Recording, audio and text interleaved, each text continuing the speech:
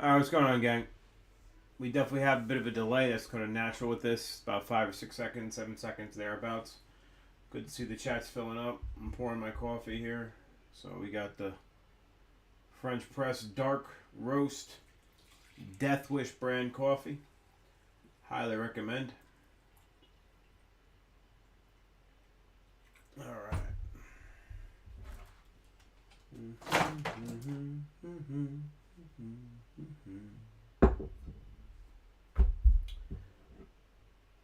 Alright, let's just make sure things are working as they need to be. So, first order of business.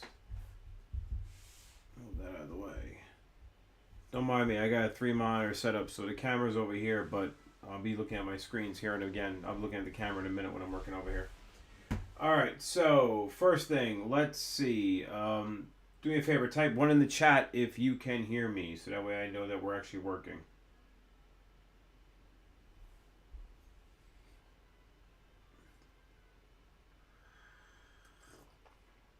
Okay, good. That's not a very long delay at all. Awesome, awesome, awesome. Alright, so obviously, if people are having trouble getting a hold of this thing or getting into it, it's because they're using the school account. They're going to have to try to find a way around that. I'm not really going to give you any specific advice about how to get around it, particularly 3-letter words that might start with a V and end with an N. But there's a lot of ways to do it. I'll leave it to your discretion to figure it out. Anyway, so AP World Review. Okay. I have background music going, but I don't know if you can even hear it. So, can you guys see like classical music in the background or no? Yes, no, maybe. Let me know in chat so I know. Nothing, you need it. I didn't think so. Okay. Cool. It's just for me then, not for you. That works for me. Kinda? Kinda. Alright. I made it a lot louder for a hot second, and now I'm going to lower it again. And you can tell me if you're hearing it or not. Yeah, it's supposed to be very soft. That's good. We want it very soft. Less chance of a copyright strike. Alright. So, let's get going. Okay, I got one request for Recovery in Europe State Building, Chapter 21 to 22. Well, the short answer to that is that worth going over? Let's find out. Let's find out. Hold, please. Okay. Alright, let's get me in the corner. Let's get... no. Let's get this over here. Okay. And then let's get you guys... the chat. Where's the chat? Where's the chat? Where's the chat? There's the chat. Okay. Let's get you over here. Let's expand this out. Awesome. Okay. So, let's see. Is that even worth going over is the big question. And I say that not because things aren't worth knowing, but rather sometimes things just are not worth knowing. They're not going to appear in the AP exam or something like that, so let's see. I've only got one request, so I mean, like, if you guys don't have requests, that's fine. I got stuff I could just think and do about what I think makes sense. But I do want to address concerns people might have or gaps in knowledge they might have. So if there's anything that you've come across in AP review, anything, whether you're from my school or not, sure, absolutely, you could do that. Industrialization in Russia sounds good. So just keep the list piling up. I mean, because it's gonna. I'll keep going as long as I have stamina to go tonight. I don't have a real schedule. Okay. So we had a request about chapter 21 to 22. Now the reason I say it may not be worth it. No, 21's definitely worth it. Nation, lifetimes, possibly. Mega Blast, do me a favor. Give me a bit more information about what you mean about that. Time framing of nation, lifetimes, possibly. Let's make that a sentence. Like, what do you mean by that? Think about it, rewrite it, make it understandable, because I'm not sure exactly what you're asking for. Chapter 22. Oh, yeah, chapter 21 and 22 is totally important. But that doesn't seem to be the thing you're referencing in Recovery in Europe and State Building. Those are not these chapters. So I don't... Recovery in Europe State Building. Recovery in Europe State Building. Recovery in Europe State Building. I don't even see that chapter.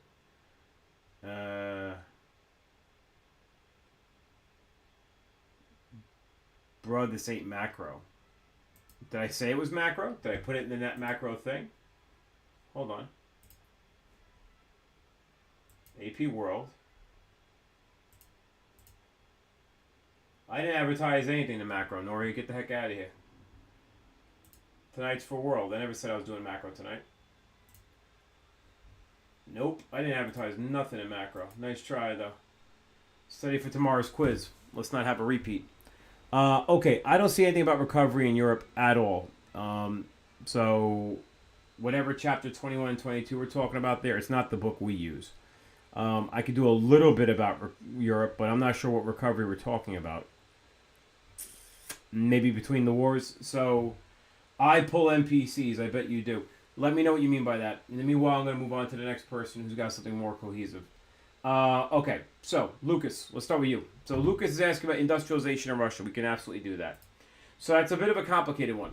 So industrialization in Russia, it really has several different phases, okay? So the first of which, I'll use the textbook just as a way to sort of reference things and kind of just have a visual on the screen. So if you go to Societies at Crossroads, chapter 31, I do not recommend you go through the book. I don't at this point. Whatever textbook it is, whether you're in my school or not, I do not recommend you go into the book at this point. So, first order of business. You'll see you have 1, 2, 3, 4 states here. And we mentioned this in class before. You've got 2 that really embrace industrialization. Absolutely, we could do Islamic empires. Sure. Chapter 27, you probably mean like the gunpowder empires. So, you have 2 that embrace industrialization and modernization, and you have 2 that pretty much reject it. So, speaking of embracing versus rejecting, let's go ahead and get a Google Doc up here. So that way we can kind of start writing things down, highlighting elements, etc. that makes sense to sort of highlight. Because sometimes I think, and it's better if I think while I type, because I type pretty fast. Okay, so first order of business, right? Timeline-wise, let's just scroll this sucker down for a minute. All right, I don't want to scroll down. I guess I want to tab over. What we're talking about here is basically nation states at a crossroads, let's say post 1750, and generally there are 4 of them. Okay, so you're going to have absolutely no problem, Mega Blast. So we have Russian Empire, we've got Japan. I don't want to call it the Japanese Empire because it's certainly not yet at that point. We've got Qing China, and we've got Ottoman Empire. Now, worth noting, Ottoman Empire and Qing China have, they're pretty old legacies, right? So your Qing, we talked about it even today, is roughly 1650 CE to, 1910-ish CE, something like that. Ottoman Empire, you're talking 1450, give or take. AD, CE, whatever, to, again, they're more specific, 1918, but basically that same general idea. And we're going to separate those out. And we're going to separate them out like this, right? So these guys embrace modernization. Now, modernization is a word that has other meanings, okay? Because it's really like a package of ideas.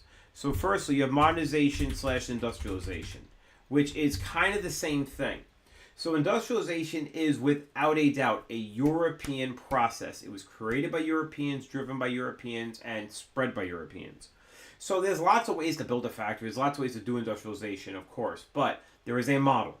And that model was developed by Europeans. And when it got exported around the world, because it was a successful model, it remains still a model really to this day of how industry functions, industrialization, right? Who's going to produce goods, how they're going to be produced, what's the most likely methodologies, how do you try to source the resources you need in order to get a hold of the raw materials, etc. That's all part of industrialization. Another word for these, though, is westernization. This often is a big package.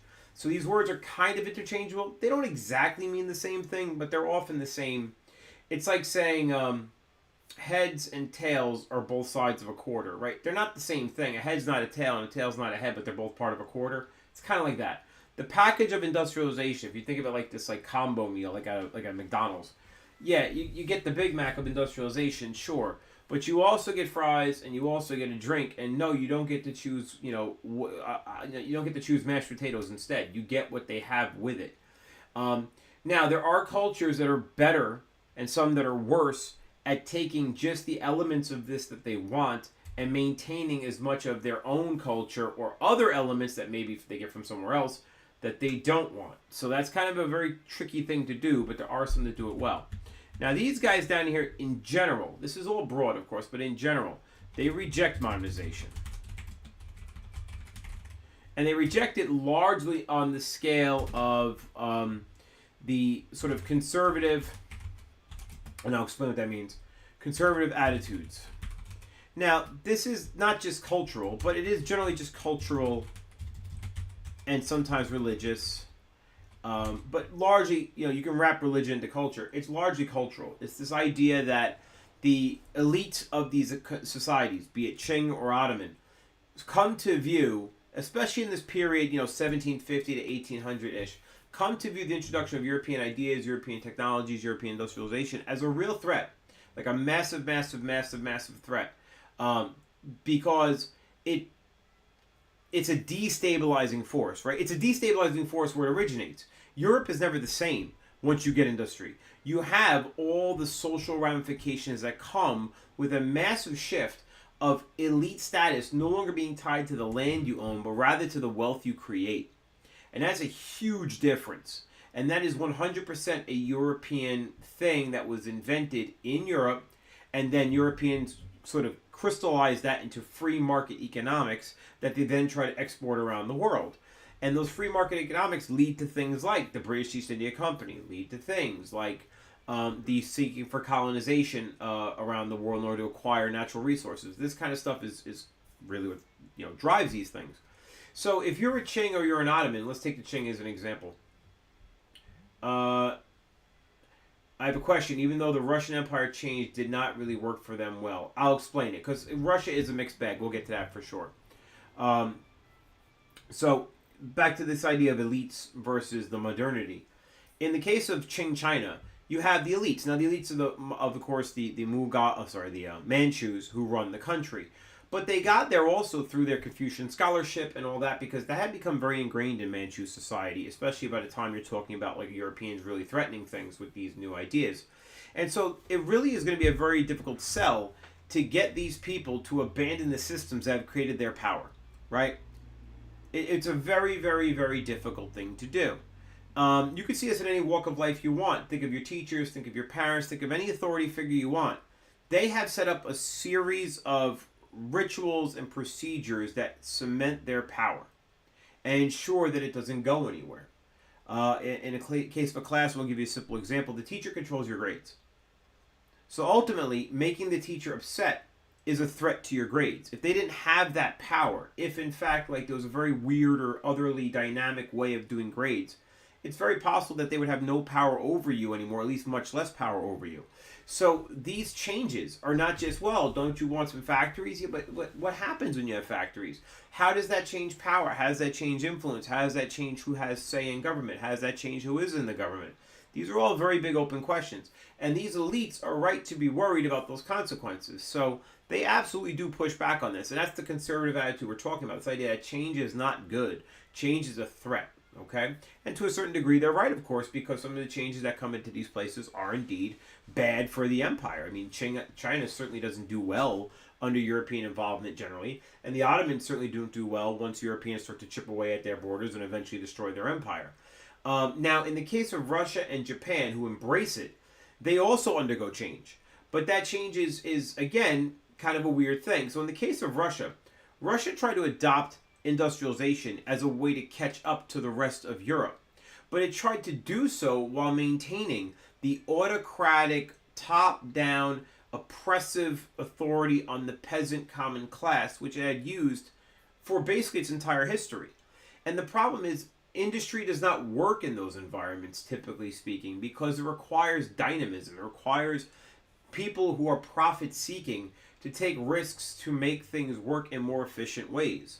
So without that element, especially if the government's a quite oppressive area or quite oppressive thing, you'd have to ask yourself, is it really safe to run a business in a place like, Imperial Russia?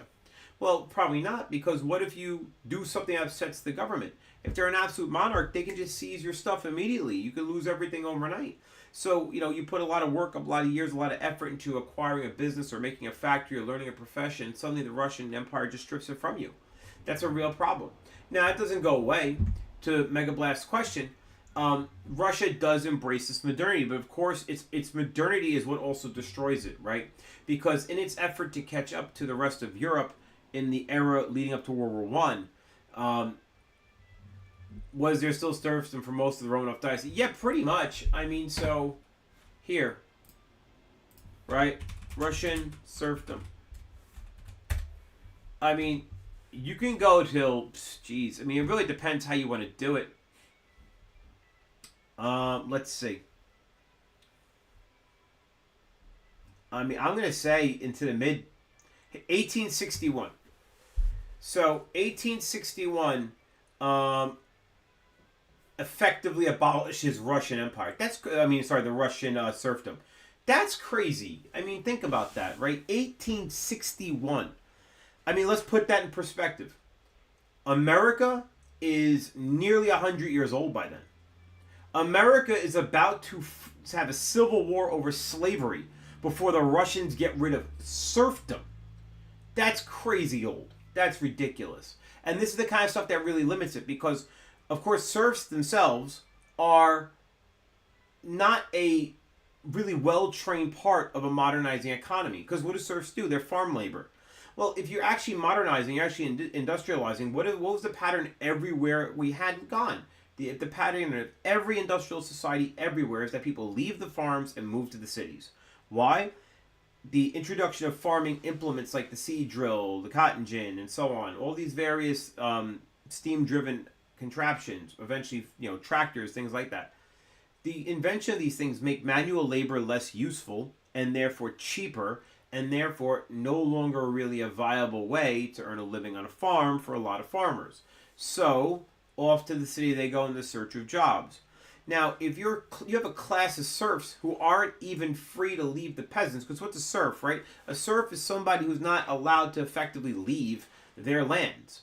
Well, the factories ain't coming to you, so if you're not going to go flee to those cities in the search of jobs because you legally can't, because you're still a serf and it's 1861 and everybody else in Europe has industrialized 50 years ago, and you still got serfs, like, you're never going to catch up, man. Like, it's just, you're never going to get there. And that's where Russia really ends up. And that leads to a lot of resentment. It leads to a lot of boiling over of tension. It definitely leads to a lot of poverty. And, this idea you have like an oligarchic ruling class led by an absolute monarchy that is out of touch, obscenely wealthy, and of course something like socialism is going to take root in a place like that. And it does. And as you guys all know, it's widely successful in bringing about the Soviet Union, a communist state. Now, under communism, the Soviets will continue their drive towards industry and will, as a consequence of, like, say, Stalin's 5-year plans, result in massive amounts of famine in the country as resources are put towards factory production, which does increase. But again, it's not done in a way that's sort of organic, and as a result, things like food production go by the wayside and lots of peasants starve. I mean, really, millions die in the Holodomor in Ukraine, leading to the kind of tensions that still today exist between Russia and Ukraine. So these are quite critical things. Now, Japan's different.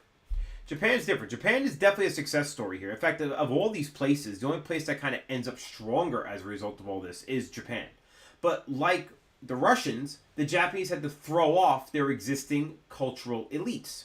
They had to throw off, at the time, the dynasty, they weren't an empire, the Tokugawa dynasty, remove them from power, bring this Meiji, this imperial era again back into Japan. But again, the Meiji emperor was really just part of a group of forward-thinking samurai families and merchant class businessmen who had abandoned traditional feudal values of Japan in order to embrace the fact that the world was now being run by wealth and money, and create these sort of mega corporations, zaibatsus, that are big companies, conglomerates that do all kinds of things, make all kinds of stuff with government support and government backing, and work in conjunction with government, setting the stage for really what's known as corporatism, which is a word we haven't really discussed. It's probably not going to come up in the AP exam. But corporatism is the idea that businesses are working hand in hand with government for mutual benefit. Not that government is sort of a fair overseer of business to maintain competition, and not laissez-faire, which is the idea that government stays the heck out of business and business runs its own thing. In Japan, no, it's really like a one hand washes the other situation. It's the kind of thing that really does tend to lead towards a kind of ultra nationalist, fascist kind of state because businesses are incentivized to prop up the government with their wealth, and the government's incentivized to help those businesses make as much profit as they can. And often, who's getting squeezed in that sort of middle, in the middle of that two sort of big powers of business and government? What's going to be the average person? And Japan is absolutely one of those places where that happens. But they channel this into this ultra nationalism, right? Where the Japanese will take their growth and their strength and their fact that they don't become a victim like the rest of Asia, and in exchange of not being a victim, actually get into the let's victimize others, let's become an imperial power. And we went through some of those details with some of the horrific sort of legacy of those Japanese conquests, because again, the Japanese go down that ultra-nationalist fascist route with some pretty dire consequences. All right, so that's basically industrialization in a nutshell in those places. Let's see. We got Islamic empires, probably meaning Safavid,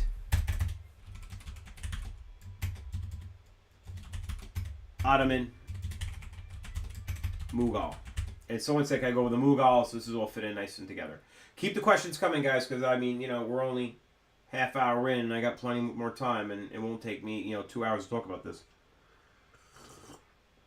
All right, so let's break this down. The number one, okay, you want to talk Islam? Let's talk Islam. The number one most important problem in Islam is, put in the chat. First person who puts it in the chat, I'll buy you carnival cookies tomorrow. What's the right answer? Number one most important problem in Islam is, and always has been, that's good coffee, bro. I'll tell you, that is good coffee. Come on.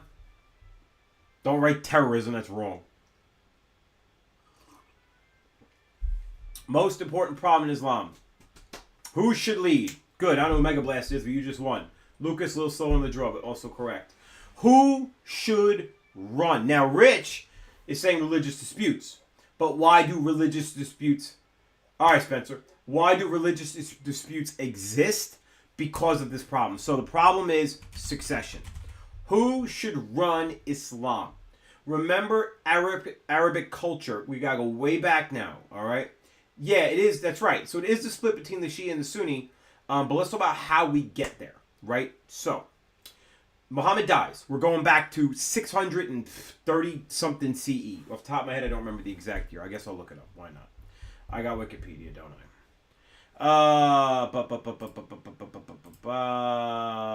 Death of Muhammad, 632. Did I say 632? I feel like I said 632. I don't know, but I feel pretty good about that. Anyway, so he dies, 632. And when he dies very, very, very quickly, really, after his consolidation of the Arabian Peninsula under his conquest. Remember, Muhammad's a weird dude in history. Unlike a Jesus or a Buddha or a Confucius or a lot of these other guys who all die failures, none of them accomplished anything in their lives, really, other than to come up with an idea and teach a handful of people about it who listen. It's their students, it's their disciples, it's their acolytes who are the ones who spread those messages, right? Confucius didn't accomplish anything. His successors and their writings did. Jesus didn't accomplish anything. It's his disciples and the way they spread Christianity that did. So, I mean, again, this is pretty typical. Muhammad's different, and it's what makes the entire religion of Islam different. Islam is different because, unlike all the others, Islam was led by a prophet, sure, just like, Jesus was the leader of his, movement and so on. But unlike the others, Muhammad won. Jesus is crucified. Confucius is laughed at. Buddha ends up, like a poor guy under a tree. Muhammad wins. He goes from merchant to prophet to warlord to king to emperor. And he does that in a very, very swift amount of time. And then he only actually rules his united Arabia under this brand new religion that, as far as most people in Arabia are concerned, is nonsense. But he's forced them militarily to adopt it. He only manages to rule that thing, I think, for like 3 years. It's not long. And you imagine, like, how much can you really get sort of squared away about a new state you just made in 3 years? The answer is not much. And so when he dies, the sort of one of the key components of his death is that there was really no clear answer as to who should run Islam. This is a huge problem. It remains a huge, huge problem. Any essay about Islam, you could, or an Islamic state, or conflicts with Islamic states, or conflicts between religion, if you're writing about context, man, you could tell this story about Islam as definite context, because it's before the course even officially begins, and it informs everything that happens in Islam going forward. There's no issue in the Islamic world, the Islamic faith, or anything that comes into contact with the Islamic faith that is not affected by this issue. So, there was an immediate split upon his death between, as Siren Tier 32, I think that says, there is the Shia, who are the followers or the partisans or the party of Ali, who believe Ali. Who's Ali? Ali was Muhammad's, I want to say cousin, but also his son-in-law. A lot of these guys are related, don't get freaked out. Son-in-law to his daughter Fatima. And they felt he should be the one who runs Islam. Now, what was their argument for that? Their argument was quite legally sound by Arabic standards. Their argument was Arabia and Arabic is a matrilineal society, meaning property passes through the women. Remember, men could have 4 wives, but remember, that was done as a way to protect otherwise vulnerable women and children who would have been left behind had their husbands died in combat, battle, in the desert, whatever would have happened. So the idea, the practice of sort of taking on your brother's wives or taking on a friend's wife into your household alongside your own wives was not like some male power fantasy. That wasn't what it was. It was a way for society to solve a problem of what do you do with unattached families who no longer have male providers to sort of be responsible for them, which is a very, very real problem in ancient societies. And so in order to ensure that if I die, my wife and kids get my materials, get my possessions, and get to inherit them, and you don't get to steal them for your wife and kids, we follow matrilineal property laws in Arabic society. This is before Islam. And so that means that my children are going to inherit my property through my wife because she is the inheritor of the property. Now remember, this makes early Arabic society pretty egalitarian. Women can own businesses. Remember, Muhammad worked for a woman who owned the business that she inherited from her husband because they can inherit property. This was pretty advanced for that time frame, all right? Now, the logic of the Shia argument is, well, power, titles, and prestige and authority are also a form of property, and therefore his titles, his power, Muhammad, should pass through his daughter into his son-in-law. Because although they're matrilineal, they were patriarchal, right? So matrilineal, women own the property, but men have the power. So through his marriage to this woman, Ali should be the person who holds the power of Muhammad's authority over the state of what we're going to call Islam at this point. The other camp was the Sunni. And the Sunni basically believed that no, any worthy Muslim, regardless of blood relation, as long as they were part of the original tribe, in effect, that was like the only real sort of thing that was sort of with Muhammad from the beginning, as long as they had that kind of blood relation, the wider clan relation. If they're a good man and they're wise and they're just and the community basically agrees that they're the kind of person to do it. Now, who's the community? Do they vote? No. I remember being taught in college, it's like an election. There was no election. There were a few elites, old men, who would get together and decide which among them is the best candidate for this thing. So maybe they have a little bit of like an election, but it's not like a general election. And in the end, it's real simple. While Ali and Muhammad's family are dealing with Muhammad's funeral rites, the Sunni faction meets and in a matter of sort of hours decide, like, no, we're not going with Ali. We're going to pick Abu Bakr, and he's going to be the guy who takes over. And that, although it proved a wise move, because Abu Bakr actually is the person who saves Islam by reuniting it after all the new Muslims go, oh, Muhammad's dead, yo, peace, I'm out, and going back home. So it's Abu Bakr who really saves Islam. Once again, another pattern in history. You want your continuities? It's almost always the successors or the students of major world religions that actually are the reason they survive. So although you could say Muhammad was a winner, had Abu Bakr not saved that religion by reconquering everybody Muhammad had conquered, Islam probably would have been just another weird desert, cult that just sprung up. That there were lots of others like it, but you just never heard of them because they never got anywhere. So, again, that's a pretty common theme in history that the religions are actually really maintained by the successors, not by the originators. Anyway, moving forward. So, the From that day forward, there's a split between these two factions. Remember, Abu Bakr, the first caliph, successor of Muhammad, dies, natural causes. But after that, it's a bloodbath. Umar the second, another Sunni choice, although was a fantastic, masterful ruler on any metric, was murdered. His successor, Uthman, another Sunni, actually Umayyad, the same clan who had actually tried to kill Muhammad, murdered. Finally, Ali is picked as the fourth caliph, murdered. So, 3 assassinations follow the first caliph. Second caliph, third caliph, fourth caliph, all assassinated, and that leads to the Umayyad dynasty. Now, you might think, well, all right, fine, we have a dynasty now, we have a family, this family is going to keep the ruling power of Islam within its own bloodline, so that's clearly not either tradition, but they're Sunni, generally speaking, because they're just claiming power, and they're not related to Muhammad. In fact, they were clearly not related to Muhammad in that way.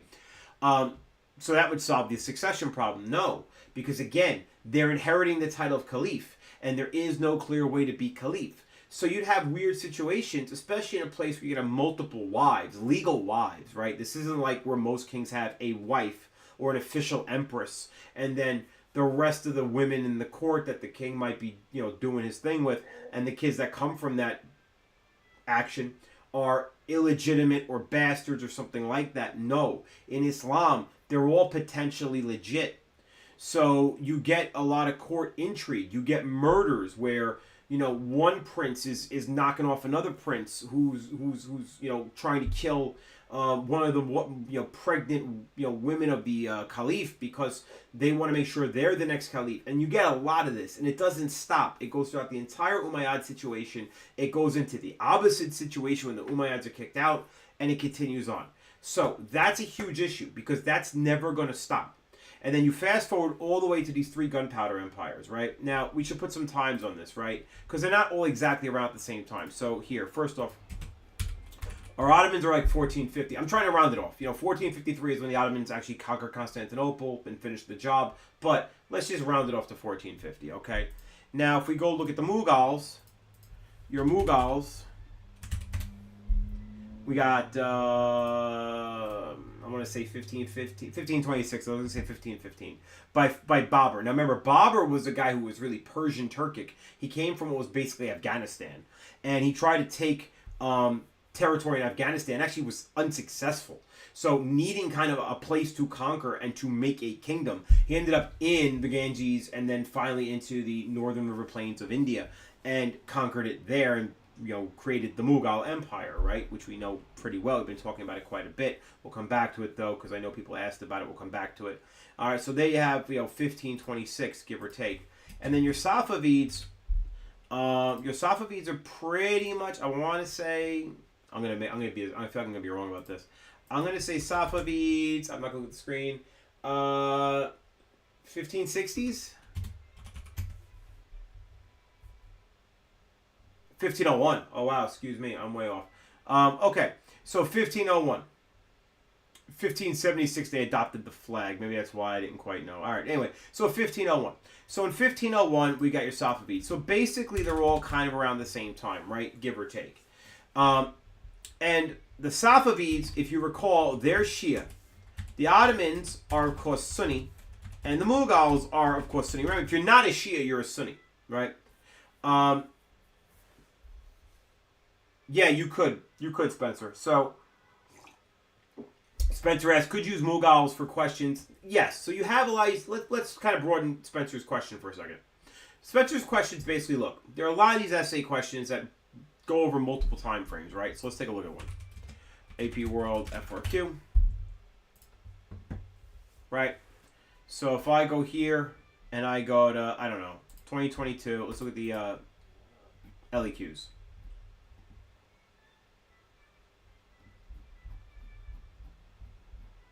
Okay, here are the LEQs. So these are the LEQs from a couple of years ago, right? So we've got, in the period circa 1450 to 1750, so could you use these states? Yes, of course you could, as long as the stuff you're going to talk about from these states happen in that time frame, okay? Like, that's kind of important. You can't just, go everything that happened, because not everything happened in that time frame. Now, if there was another essay I said from 1750 to 1910 or something like that, could you use these states? Well, if they're still around and they're still relevant, yeah, you can do that for sure. Absolutely. So, like the Qing, for example, the Qing is a good example of this. The Qing would fit from 1650 all the way to 1910. The Ottomans go from 1450 to 1918. Yeah, they fit a lot of time frames. So, what I would do, if you're thinking along those lines, which is not a bad way to think, ask yourself, okay, there's really two phases then to these empires, right? What do I know about what's going on in the Ottoman Empire from this time to that time? And what do I know about what's going on in the Ottoman Empire from that time to that time? Same with the Mughal, same with the Qing, same with so on. In general terms, not always true, but in general terms, the earlier periods of any state are going to be when it's stronger. And the later periods of any state is going to be when it's weaker. That's generally true. So if you can figure out, all right, what's making it strong in this early era, and then what makes it weak, or what was changing to make it weak in the later era, you're probably going to be in decent shape. Anyway, back to our Islamic situation here. So, these empires get into a lot of scuffs over the territory because they all share this border, right? So, if you go to gunpowder empire. So, and if I look at some maps, yeah, I mean, that tells the story right there. It's a good map. Whose map is this? Somebody's. All right, that's basically it. That tells the story. You got 3 states bordering each other. That's a huge problem. Nice map. I like it. But of course, the problem with this situation, right, is that it's not like overnight one wins, the other loses. It's a gradual thing. So what you could say for sure is that if we say, for example, look at the Ottoman Safavid border, this is Isfahan. We showed you that. Isfahan, the capital here. Well, they get into fights with the Ottoman Empire, and in general terms, eventually, the Ottoman Empire wins a decisive series of victories that basically ensure the Safavids will not be able to grow any further west. And likewise, I mean, I don't know where you've been, but it's not the easiest thing in the world to invade Afghanistan. It turns out 2 modern states, the Soviet Union and then the United States, as recently as last year, tried to occupy Afghanistan and eventually was forced to withdraw in both cases, and leadership fell back to the people who had been running it prior. So Afghanistan is a very, very difficult place to invade. So easier than either. So the Mughals control it. So the Mughals control most of Afghanistan, and as a result, they have the Hindu Kush Mountains and things like that to help defend their borders. And they're also able to defend against the Safavids. So the Safavids are in a really bad position, right? They're in the middle, they're getting kind of squeezed. And over time, they do eventually just kind of get squeezed. Having said that, they're a dynamic, hugely important, powerful empire that rises and does last for a long time. You know, I don't want to give this impression that the Safavids are a flash in the pan. They're 236 years of empire there. And it takes a while for them to actually disintegrate. It's not like a small, simple whatever. It just goes down and they're finished. It's not the case at all. But do they eventually end up, what's the word I want to use? Eventually end up defeated and dismantled as a political state? Yes, they do. But what do you need to know about all 3? As a sort of consensus between all 3, one, they're known as the gunpowder empires because all of them utilize gunpowder in its earliest forms. So, as an example, the Ottomans had the famous bombard. The bombard, this is the bombard. The bombard was one of the earliest uses of what you would call a gun. And it was these large brass cannons that were made in pieces and then often assembled on site at the battlefield because they're too heavy to be carried around assembled. And they fired these gigantic balls whose job it was to literally rip apart walls. That was effectively their job. So the Dardanelles gun being the most famous of them. This is the Ottoman gun. That's several pieces there that has to be basically put together on the battlefield. And I know we've looked at other stuff with that. Hold on.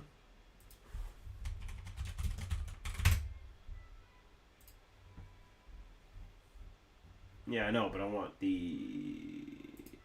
I'm looking for some images of... Yeah, I see, this is fake. Like, they didn't have this kind of carriage to hold it. The gun's real, but the carriage is fake. This is what it would basically look like on a battlefield, just the pieces put together. And then they would bury it. That's pretty accurate.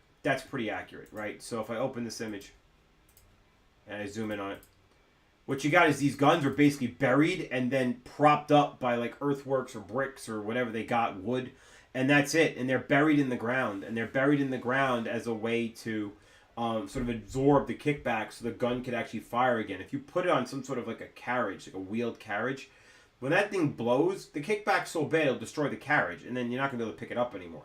So they're basically set in one spot, aimed at a wall, aimed at a fortification. The idea was to destroy the fortification. The size of these balls and the size of these guns are not exaggerated. This is fairly accurate stuff here. These guys basically are showing you the real deal.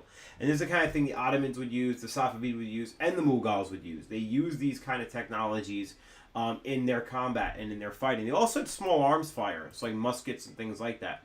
So they were really the first land empires to really bring these kind of weapons to a battlefield to bear and actually utilize them. Yeah, that's a very good example. In fact, what is this? Some sort of a this looks like some sort of a museum exhibit or something here. Yeah, it's got a sign on it. This looks like some sort of museum display with like a painting in the background. But that's basically it. That's how they would bury these things. That's how they work. So their big thing is just that. They're Muslim states. They're a rise after a long period of Islamic disunity. No one single one of them can really claim to be caliph. The Ottoman Empire and the Ottoman Emperor, the Sultan of the Ottoman Empire, typically would claim caliph as his like title. But it's not like Muslims around the world immediately accepted it and understood that there can be only one caliph and he's it. No, not really at all. Not really at all. Okay, what else we got tonight? That's only been 48 minutes. Come on, you all losing out on me here. Where are we on the stream? Who's still here? Oh, we're up to a good number of people. Excellent. Very good. All right, well, come on. Start popping in some questions. You don't know what you don't know. I'll keep sipping my coffee. Yeah, Lucas is hitting it right. So let's talk about that. All right. I'm not really too worried about Aztec and Inca, man, but we'll talk about it. I am concerned about Mesoamerica and more specifically Latin America more thoroughly. So we got a lot to talk about there. So this might very well take us a long way. But maybe how to make a good context. Okay, we could do that too. How to make a good context. Let me combine the two issues here in order to do that properly. Let me think.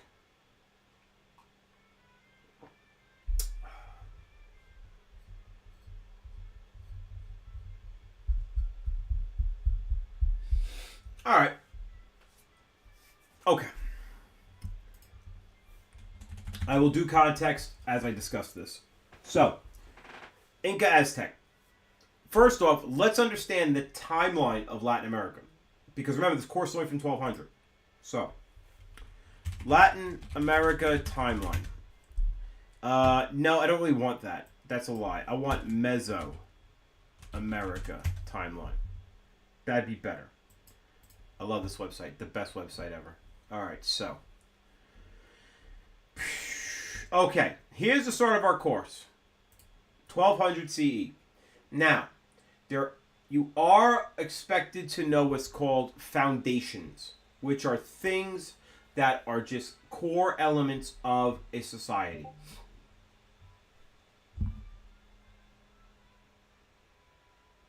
What the heck is this? Oh, never mind. So, like what? Okay, like Confucianism. Confucius is nowhere near 1200 CE. He's long dead by then. But, nevertheless, you have to know Confucianism to understand China.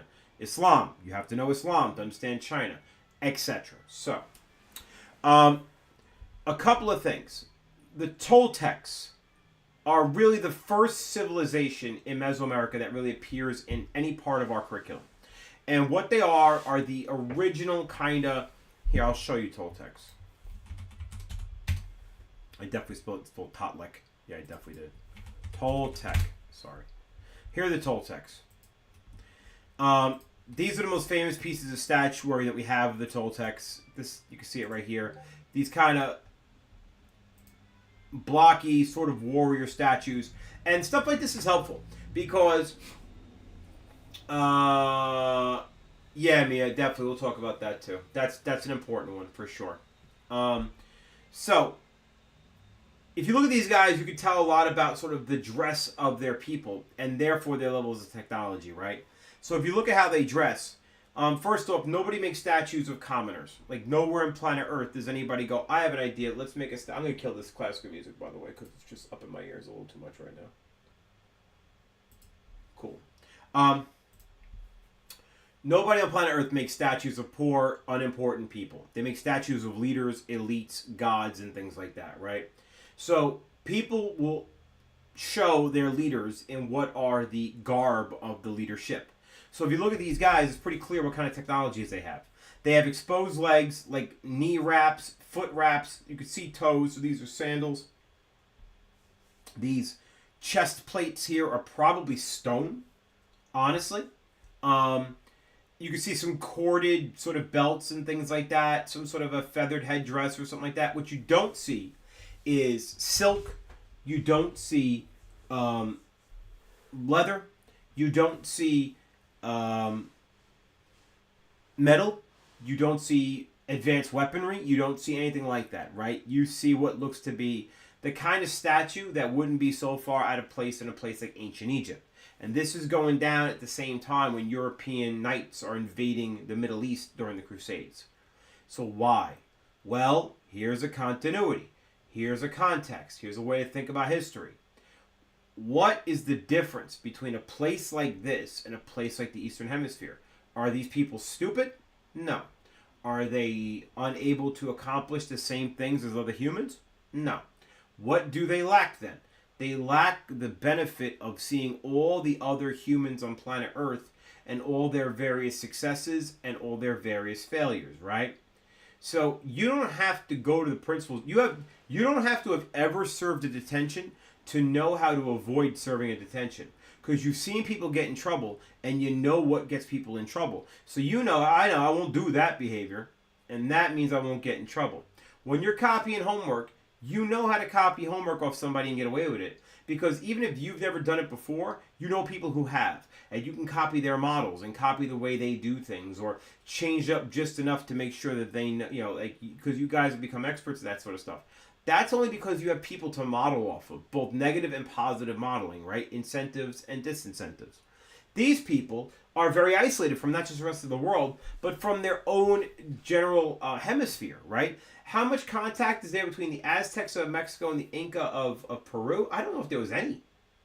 There was no such thing as long-scale trade routes like that. There's nothing established in the Western Hemisphere prior to the arrival of Europeans resembling a Silk Road or an Indian Ocean trade network. They don't do that. They're not seafarers. They don't go sailing up and down the coast of their own place. Like, you have to try and keep that stuff in mind. So technologically, they're way, way, way behind the times, and it's largely because they don't have any exposure to the technologies that other human beings have made. So these people are largely like this. So when next cultures come along, by next cultures I mean in the case of the Yucatan. Where's the Yucatan? Let me get a map. Map of the Yucatan. Well, I guess map of Mexico, right? Because if I get Yucatan, you guys will not know what the hell I'm talking about. All right, so here's a map of Mexico. Here we go. The Yucatan is right over here. Oh, God, what just happened there? Can I just get the map? Thank you. Cool, cool, cool. Here's the Yucatan right there. That's the home of the Maya. And then, of course, Mexico City today is, roughly speaking, on the same area where you had the Tenochtitlan, the capital of the Aztec. So these people are largely not able to connect, even by land, with their neighbors to the south. They just can't. So, did I have a map here somewhere? I'm sure I did. Here's a map. So this is kind of where you see this stuff. And so when you go like this, all right, so you can see the Maya are happening over here, the Toltec are happening right here, and then the Aztec will rise to power after the Toltec in this region. But it kind of shows you that here's an empire that went from 850 to 1168, right? And what really challenged them? Well, not a whole lot. Not a whole lot. And it's not like they expanded over a great deal of territory. That's not even modern Mexico. That's a very small piece of territory. And that's their empire. Compare that to like the Roman Empire, the Chinese, or the Mughals, or the Safavids, or the Ottomans, or any of the great empires we've discussed. This is a very tiny area. It shows the limitations of their technology, of their their ability to sort of create war. These are things that get much easier with higher technology levels, more food surplus, things like that, moving of troops over water, and etc. And they clearly just don't have that kind of stuff now. The Maya and the Aztec typically are going to be seen as kind of the more modernish, more important cultures. Do you need to know a lot about them? No, not really. Honestly, the course does not really demand that much. The biggest thing the course demands you know about all three of these guys, Toltec, Maya, Aztec, and then also Inca, is, and this is kind of a weird thing, but this is what they kind of they really want you to know. They want you to know that these cultures were complex societies and not savages. That's one of the key takeaways, because that was the European social Darwinist narrative forever. Well, these people are savages. Look how they still dress. Look how they still act. Look at the minuscule levels of their technology. Look at how inefficient their governments are. Look how inefficient their farming is. Look how they have no real economies to speak of compared to ours. This was the European model that said, oh, these are savages. But they weren't savages. They're far from savages. They were highly complex people who could have done anything the Europeans did. They just have the same benefit of sort of trial and error to learn from as other people had. So the AP is pretty concerned that you understand that kind of concept. These people are not actually, just making sure my stream is working, that they're not actually savages in the social Darwinist line. They're complex human beings. Now, moving forward. I mean, didn't they sacrifice humans to please? Yes, so what? Who didn't sacrifice humans to please the gods? Who did it? If I go and conquer a bunch of people, and I go, Deus Vult, God wills it, and I go to conquer a bunch of Muslims in the name of God, does it make a difference if I captured them, stuck them on an altar, and ripped their heart out with a knife, or if I cleave their head in with a battle axe? Does it really make a big difference? I don't personally think so. You might, and that's fine, that's plausible, you could say that. But again, remember Franz Boas's rules, right? We do not judge cultures by modern standards. We judge them by their standards, the standards of their time period. If you compare the Aztecs to any other Stone Age civilization, they're all doing that stuff. Compare them by the culture that they are. I mean, yeah, sure, if you want to say, well, compare them to the rest of the world in 1100. Again, what's going on in the rest of the world in 1100? I got crusades happening. I mean, the Mongols haven't even started murdering millions. They haven't even begun that thought yet. So, I mean, we got plenty of murder out there in the world. I wouldn't, now is it a kind of a fun, kind of sexy little thing to be like, oh, this is the guys that cut out hearts and chuck people's bodies down staircases? Yeah, they did, for sure. And that definitely makes it pretty damn interesting. But I wouldn't lay it out there as like unique savagery. It's really not. It's not. Again, it depends how much you want to cut hairs on these sorts of things. It's you can make the argument. I just don't happen to agree with it. Now, you fast forward here to the days of Columbus, 1492. Columbus sails the ocean blue. You don't get Europeans here until that time period, right? And in 1500, you get Moctezuma II ruling the Aztec Empire. And by 1520, that's all over. Cortez is already, this is the famous Spanish conquistador conqueror Cortez, who has defeated the Aztec here by really utilizing an alliance of their neighbors who freaking hated them. And by 1521, Cortez has taken the entirety of the Aztec capital and basically has the king of the Aztecs, the emperor or whatever, taken as prisoner and held as hostage, and is able to basically, as a result, dominate that society. It doesn't take very long before the entirety of Mexico is turned over to this encomienda system. Now, what was encomienda? Encomienda, you may or may not remember, was a system put in place whereby a encomienda, or a license, was transferred into like a license to rule a chunk of land, and that encomienda was granted by the person who was given the captaincy of that adventure. In the case of these first wave of conquistadors, it's Cortez. So Cortez was able to basically act as regional governor and say to his conquistador men, you have encomienda rights over this thing. You're its encomendero, which was like the plantation owner. And you have encomienda rights over that territory. And what that gave you in terms of Spanish legality was you were more or less like a medieval lord, and these local, let's call them Aztecs, or they weren't even Aztecs, but local Native Americans that live in this new sort of parcel of land you've drawn out, they're now your serfs. Now, obviously, this does not ask for their consent. They have no say in this. It's like do it or get shot kind of situation, but that is what it is. And so, these folk end up becoming these kind of medieval landlords in the New World.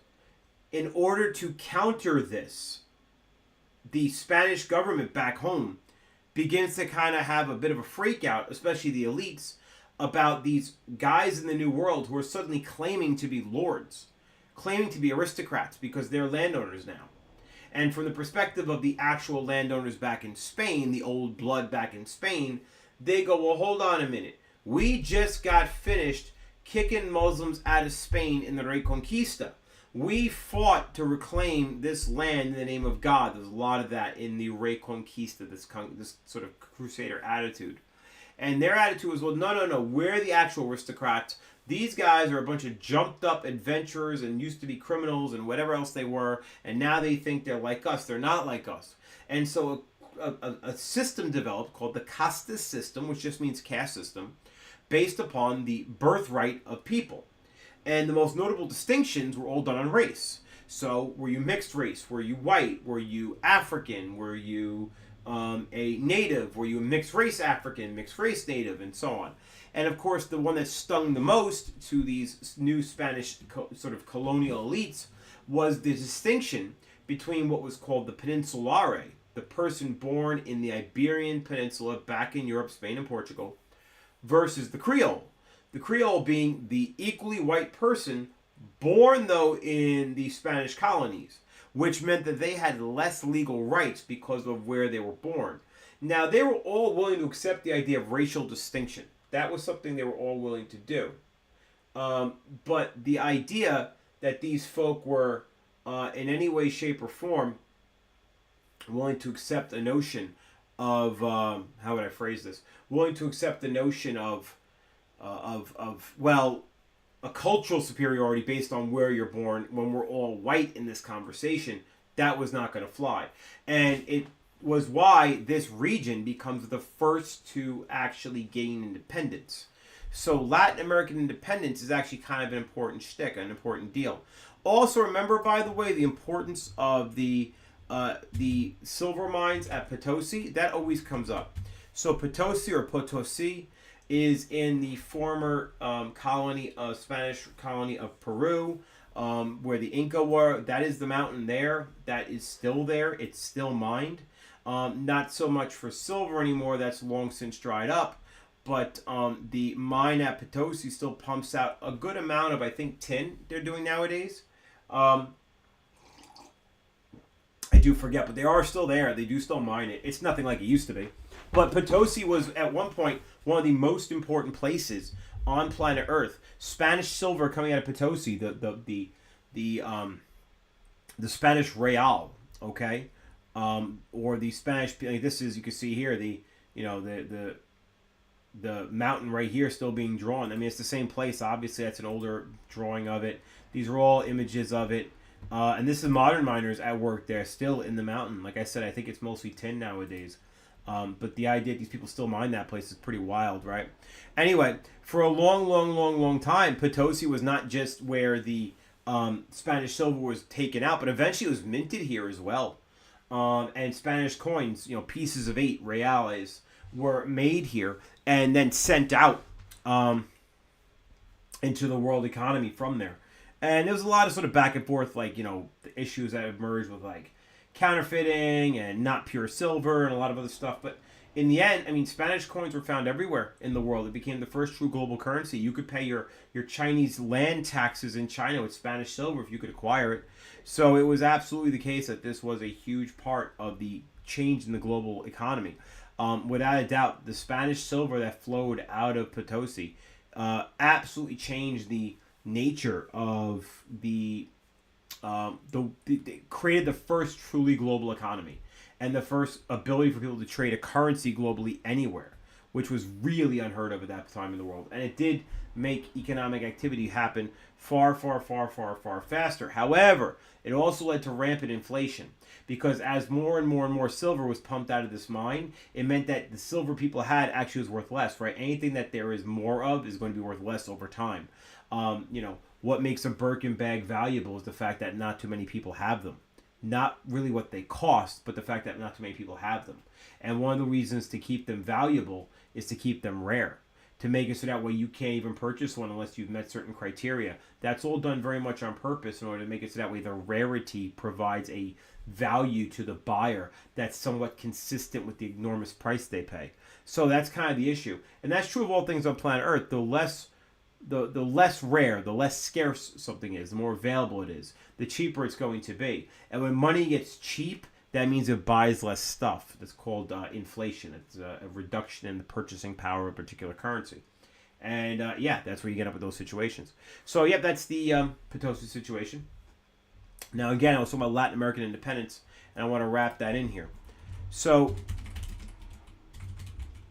I was asked,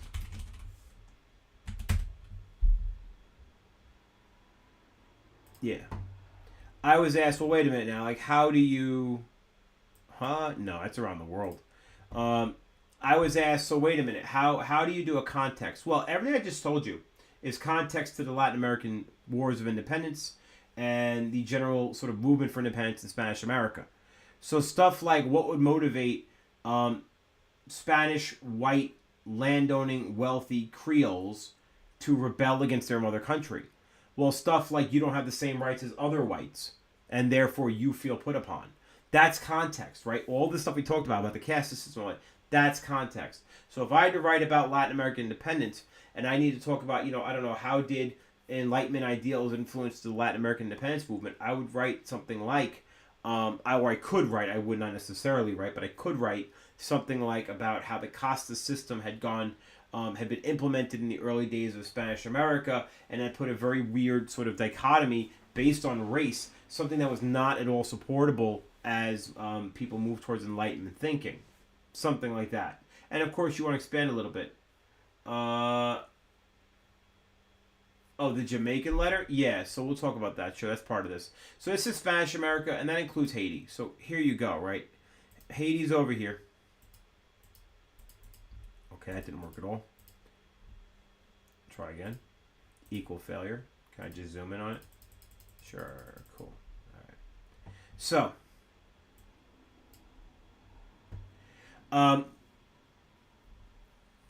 these are just where it happens. So this is just the territories that end up sort of rebelling against various powers at one point or another. But let's kind of refocus a little bit.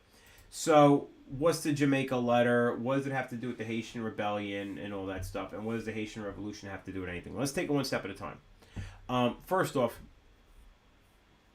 there was a number of people and nations in Latin and South America who wanted independence from from Spain. And they wanted to become their own countries.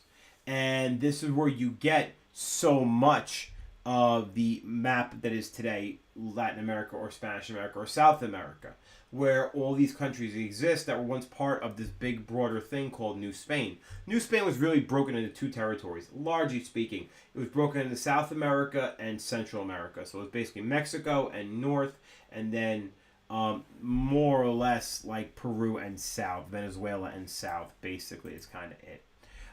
So the Latin American wars of independence are largely led. First off, let's get some dates on these, actually. Let's start there.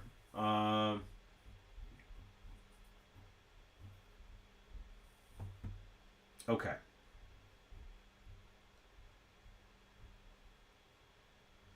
All right, so you start to see the dates here. 1800, 1814, fairly early in the process where you see these kinds of things. Now, why that time period? Why right after 1800? Well, again, you have a situation where Napoleon back in Europe has destabilized the status quo of all of Europe. Remember, Spain is conquered by Napoleon. So that means technically a French emperor for a period of time owns Spain and then sticks his, I want to say brother, on the throne of Spain. And this guy's ruling Spain really as just a figurehead because Napoleon is the one really calling the shots. So if I conquer Spain, do I then acquire all of Spain's colonial territories? Well, Napoleon certainly thought he did. Yeah, absolutely. And so in reality, this now meant that not only were these Spanish Americans not really being fairly treated by the Casta system, but on top of that, they're now being ruled by a man who isn't even Spanish or Portuguese. He's French.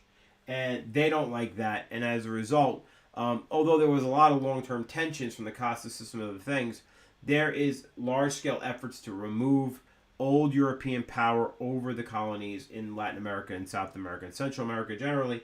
And in order to do that, they militarily engaged in conflict. And those conflicts were largely successful. And they were mostly led by these Creoles, although not only Creoles. There were local, mixed blood, whatever, native peoples even, who would start rebellions. There were quite a few rebellions started by priests, actually, in this era. Very, very hard to kind of throw a stone in this era and not hit some sort of a Latin American rebellion. There's quite a bit of them.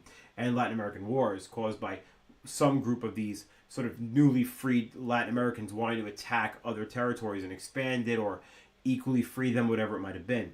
There was even, the most famous figure of this era is definitely Simon Bolivar, who was kind of this revolutionary leader who had a vision to make a Gran Colombia, a single state of all of South and Central America, kind of like an empire. It never really panned out, but he did try to do it, really no matter what, but he failed at it in the end. And actually ended up becoming a bit of a tyrant in his own right, even though he became sort of a democratically elected leader of his country, of Bolivia. But even then, he ended up becoming kind of a tyrant where he sort of shelved democratic ideals, I'm talking about Bolivar, in order to maintain his own power. Now, the Jamaica letter and the Haitian Revolution. So the Haitian Revolution is really one of the most important revolutions in world history. We know for a fact that Napoleon did, in fact, have plans. So here's the Jamaica letter, again, written by Bolivar. We know for a fact Napoleon did have plans to, after conquering and finishing off Europe, to eventually invade the New World and conquer America. But the moment that the Haitian Revolution was successful, it effectively ended the ability for, anybody to, for him to have any kind of real ambitions in the New World. Sorry, I'm getting a little tired. So those New World ambitions were not going to happen without Haiti. Haiti was a very, very important military stopping point and port of entry and military base, naval base for the French, which now were controlling all the areas there. And when they fell from a revolution, the idea that he was going to have to sort of fight to retake this island and then reestablish control over it, reestablish his ports, and then also then use his navy to shuffle troops into North America and Central America for conquering it, seems pretty damn unlikely. And so as a result, Napoleon kind of approached the United States and Jefferson at the time and said, hey, I got all this land west of the Appalachians I theoretically own. Would you like to buy it? And he needed money anyway for his war efforts against the rest of Europe, which he still had ongoing. And so the Louisiana Purchase, very famously, was actually Napoleon selling a chunk of the New World to America at a rock bottom price for even those days. And this gave America, all that land to explore, to settle in, and obviously wrote history. And that all became a chain reaction. It started with the Haitian Revolution, led by a guy named Toussaint Louverture. Obviously not his real name, kind of like a pen name. But Toussaint Louverture was a slave who led the slave rebellion that eventually was successful in establishing an independent Haiti. And so after these kind of events happen, the European grip over Latin America really does slip. And in a lot of cases, these white elites, some mixed blood, but some Creole, some say like mestizo, which is like mixed white native blood men, end up becoming leaders in these countries and eventually founding nation states in Central, South America, Latin America, and so on. And they do so fairly early in this process of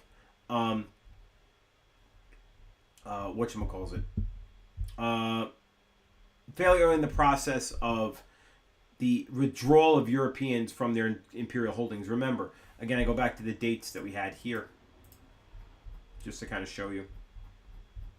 Okay, so if you take a look here, right, 1833 is the last of these issues here that sort of, lined out in terms of timeline. If you just kind of put that in sort of perspective for a minute, 1833 would be before the East India Company is out of power in India. It's just on the cusp of the Opium War is going to go down. Opium is being traded very heavily in China at this time from the British. You have the Americans not even having their Civil War yet, and yet these guys are already well into the era of independence. And in a lot of cases, these independence movements end up becoming what is effectively the new governments of these various states. And they more or less stay that way. Now, a lot of them have corruption issues even today. A whole bunch of them do. A lot of them had been run by a lot of military governments. That wasn't uncommon, where military strongmen would rise to the top of society and then create kind of like a dictatorial regime. It happened more in some parts of these areas than others. But for sure, this is the legacy of Latin and Central and South America. All right. I will do writing more theoretically and like more broadly in another night. I'll be honest, as much as I want to keep going, I'm kind of wiped. I'm feeling it. My eyes are closing. The coffee's not holding up. Maybe it's just because I've been talking all day and now I'm talking all night. But an hour and 17 minutes, not so bad. We'll be back here tomorrow, same time, 8 o'clock. We'll go to around 9 because I have to do something at 9:15. And then Thursday night, we'll just kind of do as much as we possibly can. I think tomorrow night, we're going to do the writing because I can kind of do it in an hour and know where I'm going without wandering off anywhere into like my own brain. So tomorrow night we'll talk about how to structure writing, particularly for the LEQ. We've done a lot of DBQ works. We'll talk LEQ tomorrow, how to strategize, how to pick, how to write a thesis, how to write a context, the stuff you need for every essay, all right? So that's going to be it for tonight. Thanks for tuning in. The VOD should save and be up some point later on tonight or tomorrow. I'll post it. I have to let it clear YouTube guidelines. I have to promise I haven't abused any children in it and a bunch of other things it asked me to do, so I got to do all that. I am not going to have the chat appear in it because I want to protect your names and your identities and the innocent. But that's why I try to repeat all the questions when we're doing the video. All right? So that's going to be it, guys. Thanks for watching. I appreciate it, and adios.